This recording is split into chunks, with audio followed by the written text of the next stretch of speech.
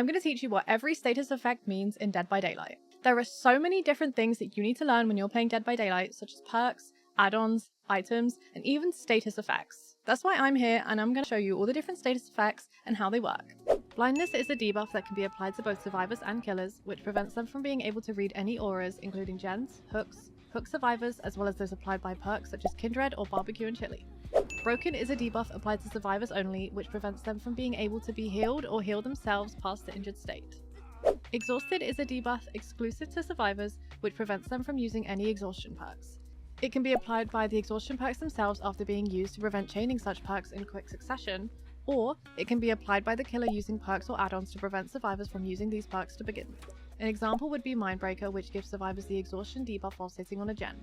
This status slowly recovers over time while the survivor is not running. Exposed is a debuff that is exclusive to survivors. It means survivors will suffer from double damage when hit with a basic attack, immediately putting them in the dying state from the healthy state. This can be prevented if the survivor has the endurance status effect, which would put them in the deep wound state instead.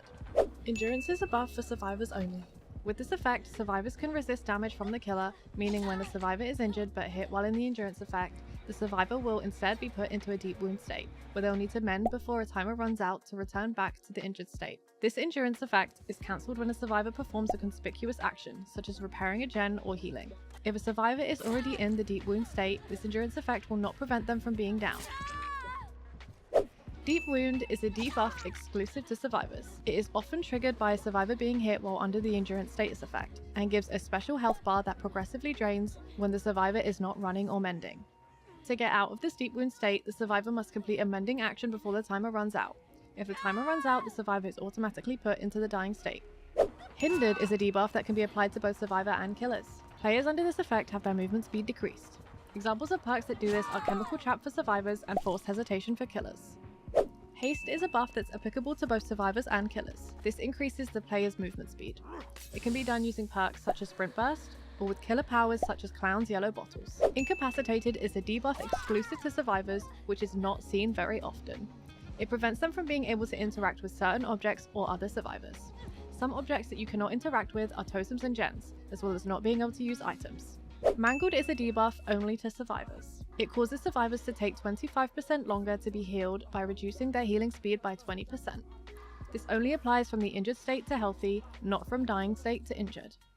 The Hemorrhage status effect is a debuff exclusively to survivors. It causes them to produce more pools of blood and thus making them easier to track by the killer. There is also another effect which causes survivors to lose any partial healing progress at a rate of -7% a second if their healing is interrupted and not fully completed. The Undetectable status effect is a buff applied to the killer which suppresses the terror radius and red stain and prevents their aura from being revealed to survivors. The Oblivious status effect is a debuff to survivors, causing them not to hear the killer's terror radius or heartbeat, making them unable to track the killer's proximity. This means they do not suffer any effects that would require them to be inside the terror radius to be applied, for example the Clown's perk Chorophobia. The Curse status effect is a debuff exclusively to survivors. It activates when a killer has an active hex totem in play caused by a hex perk equipped by the killer. Examples of these are No One Escapes Death, Ruin, and Devour Hope. Hex perks randomly assign to one of the 5 dull totems on the map when active, and turns it into a hex totem. This totem can be cleansed by survivors to remove this curse effect. The Blessed status effect is a buff for survivors only, which activates when a survivor is inside the area of effect of an active boon totem. The effect that is applied is dependent on what perk has been used to bless the totem. Some examples are Circle of Healing and Exponential. This effect can be cleared by the killer snuffing the boon totem, returning it to a dull totem. Bloodlust is a buff exclusively to the killer. They gain movement speed during prolonged chases and it has 3 tiers. The first tier procs when chase time exceeds 15 seconds and grants a plus 0.2 meters per second speed boost. Tier 2 procs after 25 seconds, granting a 0.4 meters per second increase, and Tier 3 procs after 35 seconds and grants a 0.6 meters per second speed boost to the killer. Madness is a Tier 3 debuff exclusive to survivors, and it is also exclusive to trials against the Doctor. Survivors suffering from this status effect suffer from various hallucinations and other impairments. It impairs survivors' sanity and varies depending on the Doctor's add-ons being used. In Tier 1, survivors scream once and the killer is notified, as well as increasing the odds by 33% to proc an off-center or reverse skill check, also known as a Madness skill check. In Tier 2, the same thing happens as Tier 1, but now survivors are presented with illusionary doctors around the map.